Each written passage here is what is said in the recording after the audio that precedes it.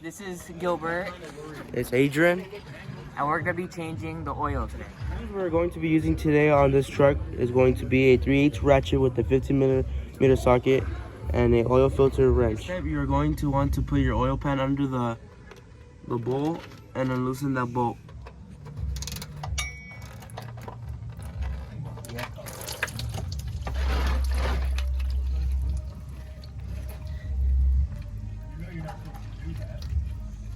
Once you see the oil coming out less, you're going to want to tighten up the bolt back on.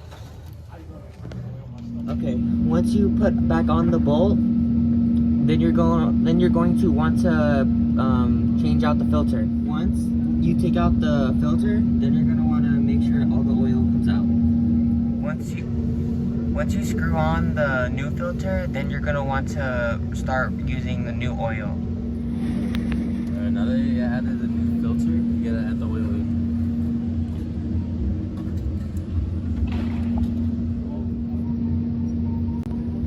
After you're done, then you just cap it off. Then you're done.